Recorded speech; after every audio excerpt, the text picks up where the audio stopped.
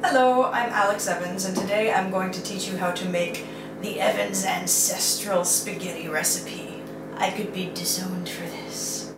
So when I first went Primal, it's one of the foods that made me really sad that I had to sort of mark it off of my list of foods I would ever eat again, because spaghetti noodles, not so primal. But it turns out that when you think about spaghetti, you're not really thinking about the noodles. The noodles are just a vehicle for the good stuff, which is the sauce. So today, I'm going to teach you how to make the good stuff. A chunky, meaty spaghetti sauce that stands on its own, that you can eat with a fork. Here are the ingredients you're going to need. You will need onion. I'm going to use about half of this onion. If you've got a small onion, use the whole onion. You will need garlic. I'm going to use about 4 or 5 cloves, but more garlic is not going to make it taste bad. You're going to need 1 metric cow of ground beef. Seriously though, this is about a pound of ground beef. You should use as much ground beef as your pan or skillet can accommodate. This one claims to be all natural with no artificial ingredients, so that's what I went with instead of the weird stuff in the like toothpaste tube kind of thing. Stay away from that. You're going to need spices, basil and oregano. Also, you're going to need nutmeg. This is the secret ingredient. This is the ingredient that will get me killed if my family watches this video. What you really want to use is whole nutmeg, freshly ground. You need tomatoes. I used organic, canned, diced tomatoes and tomato paste.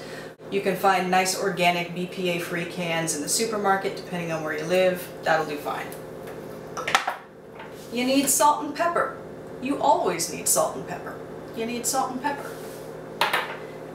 If you can handle dairy, you need some Parmesan cheese. You don't need Parmesan cheese if you can't handle dairy. My husband disagrees. But honestly, like, it's still good spaghetti if you're lactose intolerant. But it's also really good spaghetti if you can do some Parmesan cheese. You need a good red wine. Now again, you don't need a good red wine. Most of the alcohol, but not all of the alcohol, will cook off when you make the spaghetti. But if you're not comfortable cooking with hooch, I have made this very successfully with chicken stock.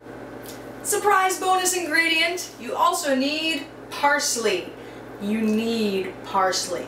None of this, oh, you can use chicken stock if you want to, or oh, you don't have to use Parmesan. You need parsley, and it needs to be fresh parsley. Dried parsley does nothing in this dish. Fresh parsley does everything. You want to set your pan on about medium heat and pour just a little bit of olive oil in it. Maybe 2 tablespoons, but what we're really looking for is enough to coat the bottom of the pan so the onions and garlic don't stick to it, right? When you chop up your onions, you're looking for chunks about this size, right? Remember, we're making thick, chunky spaghetti sauce you can eat with a fork. So we don't need any, like, carefully minced, finely diced onions. No. We need some big, substantial, chunky onion action here. Once the olive oil is hot, and you can tell because it'll kind of be acting like water and sort of very easily moving over the pan, dump in your onions. You're not necessarily looking to brown your onions. Just kind of move them around until they get kind of soft and see-through. While that's going on, you want to get your garlic ready. Separate out about 4 or 5 cloves from this lovely, luscious head of garlic. Now what you want to do with your garlic, there's no use chopping it up for this recipe. All you have to do is take the clove, put it like so, take your knife, put it on top, and very carefully so you don't cut yourself, smash it! Yeah! So now you got this nice garlic mash, right? With the skin just kind of jumping off of it. Really easy to peel, and just by looking at it, you can tell that all the juices and flavors are being released. They're gonna go right into your spaghetti. It's gonna be great. There's really no point in cutting this stuff up. All you gotta do is smash it. Okay. So when the onions are starting to look about like so, right, you can kind of see that they're starting to get a little bit translucent. They're not completely cooked through.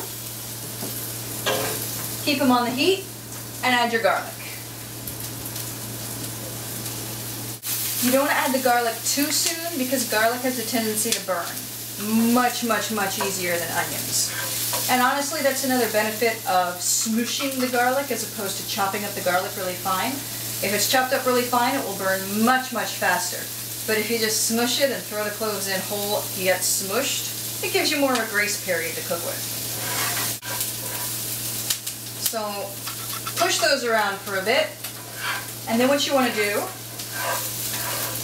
is you want to move all of the onions and garlics up to the side of the pan to make room for the meat. Yeah.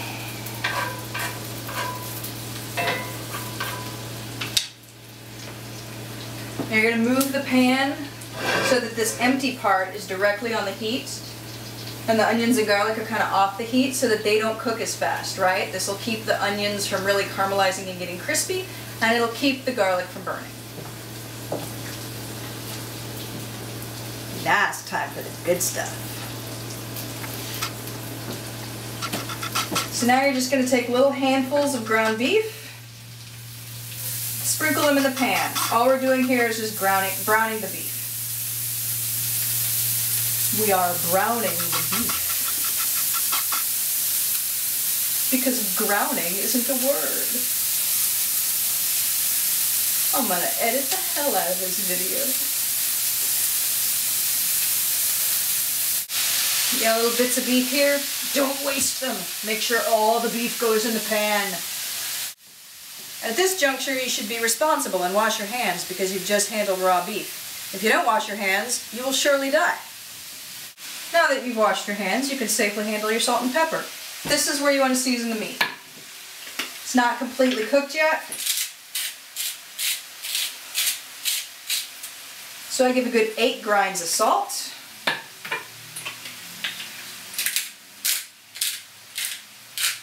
And 5 grinds of pepper.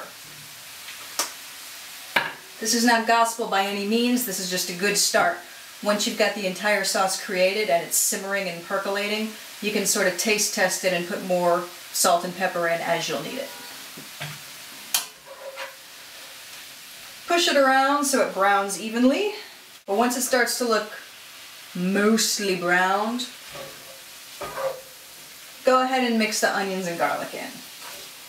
It's already been absorbing all of the nice onion and garlic juice that's been incorporating into the olive oil, so don't worry.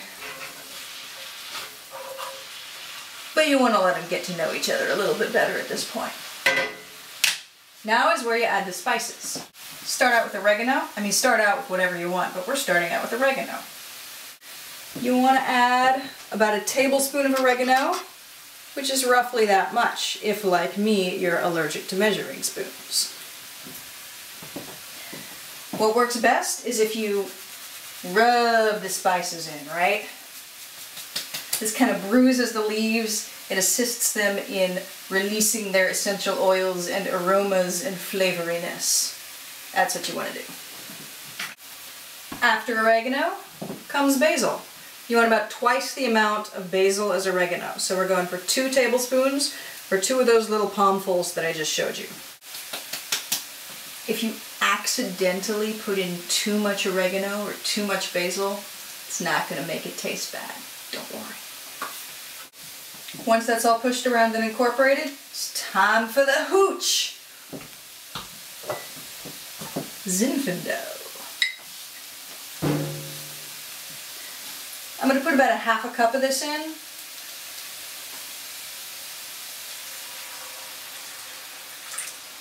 For them as likes to measure.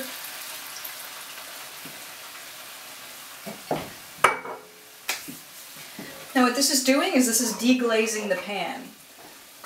The wine, although it's at room temperature, is much, much colder than the pan, obviously, and then anything inside the pan.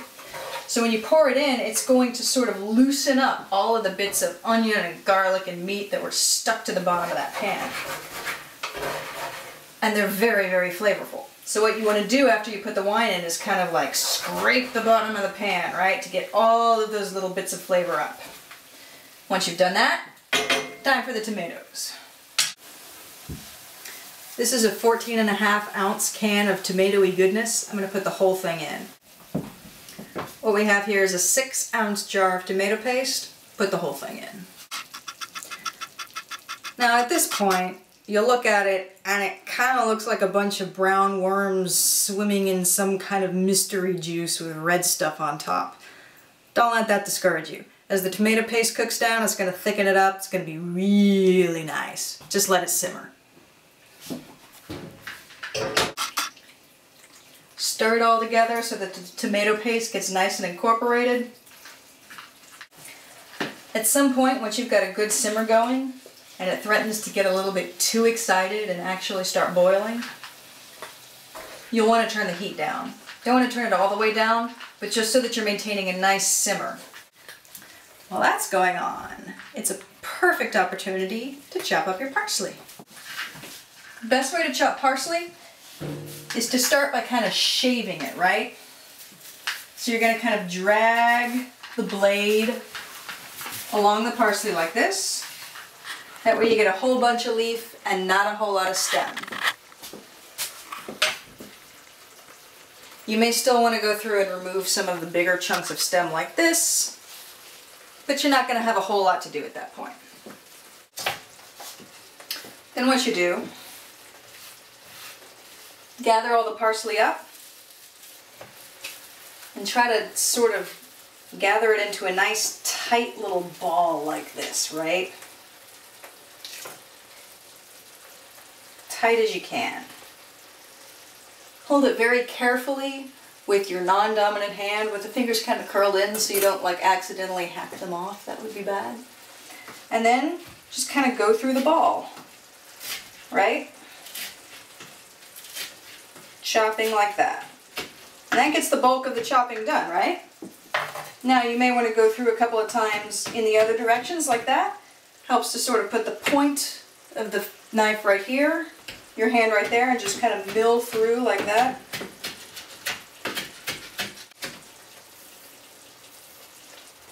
And again, you know, it doesn't need to be super finely chopped. We're not looking for parsley powder here. We're just looking for nice flakes of fresh parsley. At this point, time for nutmeg, the secret ingredient. Not anymore. Anyway, nutmeg. Open this up and just grate carefully so you don't grate your fingers, which is surprisingly easy to do. You want to grate about that much off the nut, right there. At this point, should you be so inclined, you're going to want to add the Parmesan. Now, you'll note, we are not just putting the Parmesan out on the table with a grater as a condiment. Oh no! This is an integral part of the spaghetti recipe. Which, if you need to, you could live without. But when you put it in at this point, it acts as a nice, luscious, creamy binder for the sauce. It adds a certain smoothness and richness. We're grating a scant 1/4 cup of Parmesan into the spaghetti while it cooks. And you stir it up and let it get all melty and delicious. Once your spaghetti looks about like this, or roughly like something that you can't wait any longer to eat, it's ready! Yay! Once you've plated your spaghetti, it's time to add the finishing touches. If you can handle it, a little bit more cheese at this juncture is mighty nice.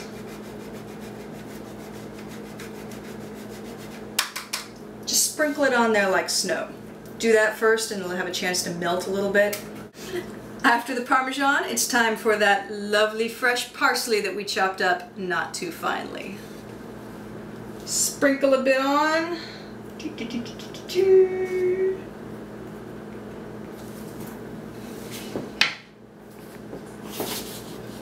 there you go. Red, white, and green, the colors of